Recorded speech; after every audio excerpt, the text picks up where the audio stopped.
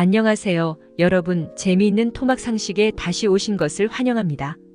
오늘은 우리가 생활하고 생명을 유지하기 위해 사용하고 마시는 물의 구조와 특징에 관하여 이야기해보고, 많은 과학자들은 왜 생명 탄생의 조건 중 하나로 물을 꼽는지 알아보도록 하겠습니다.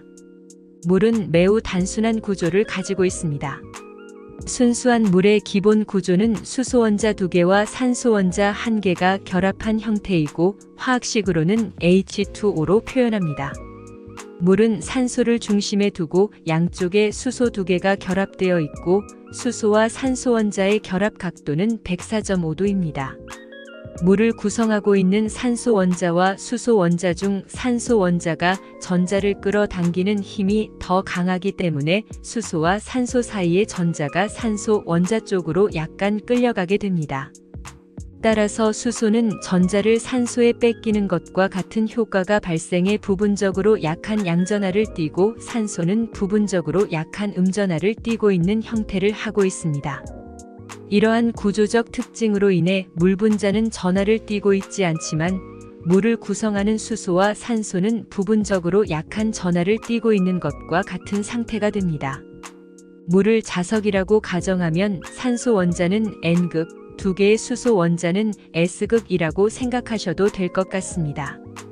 물 분자의 산소 원자 부분은 약한 음전하를 띠고 있고, 수소 원자 부분은 약한 양전하를 띠고 있기 때문에 물분자 주변에 다른 물분자들이 가까이 오면 두 물분자가 어떤 배열을 하고 있느냐에 따라서 끌어당기는 인력과 밀어내는 척력이 작용할 수 있습니다. 물분자를 구성하는 산소원자와 수소원자의 전기적 인력에 의해 이웃한 물분자들끼리 서로를 끌어당기는 힘이 발생하는데, 이것을 수소결합이라 하고, 이 결합은 물만의 특이한 성질을 가지게 합니다. 산소와 같은 족인 황, 셀레늄, 텔루륨, 폴로늄과 수소가 결합한 분자들은 분자량이 커질수록 끓는 점이 증가하는 성질을 가지고 있습니다. 각각의 화합물들에 대하여 X축을 분자량, Y축을 끓는 점으로 그래프를 그리면 각각의 점들이 직선상에 있는 것을 확인할 수 있습니다. 산소와 결합한 물도 같은 족의 원자들과 비슷한 성질을 가진다면 끓는 점이 마이너스 70.6도가 되어야 하지만, 수소 결합에 의해 물 분자들이 서로를 당기고 있어 물 분자들을 떼어내는데 다른 분자들보다 많은 에너지가 필요하기 때문에 영하 70.6도에서 끓지 않고 훨씬 높은 온도인 100도에서 끓습니다. 수소 결합으로 인해 몰 분자들의 끓는 점은 100도고, 얼음이 되는 온도는 0도이기 때문에 지구의 평균 온도인 17도에서 액체 상태로 지표면에 존재하고 있어 지구는 지표면의 70% 이상이 물로 덮여 있는 행성이 되었습니다. 지구 지표면에 있는 물들 중 97.2%는 염분이 포함된 바닷물이고, 우리가 매일 사용하고 마시는 담수는 2.8% 정도로 매우 작은 양만 존재합니다. 우리가 이용 가능한 담수는 2.8%인데 그 중에서도 빙하가 대부분 차지하고 있기 때문에 실제 이용 가능한 수자원은 1% 미만밖에 되지 않습니다. 외계 생명체의 존재를 연구하는 많은 과학자들이 생명이 있는 행성을 찾을 때 가장 먼저 물의 존재 여부를 확인한다는 사실을 알고 계신가요? 물이 생명 탄생에 어떤 역할을 하기에 많은 과학자들이 물의 유무를 가장 먼저 확인하는지 한번 알아보도록 하겠습니다. 어떤 물질의 온도를 1도 올릴 때 필요한 열의 양을 비열이라고 합니다. 물은 비열이 매우 큰 물질이어서 온도를 변화시키기 위해서는 많은 에너지가 필요합니다. 다른 의미로 같은 에너지 또는 열을 가했을 때 다른 물질보다 온도 변화가 작다는 것을 의미합니다.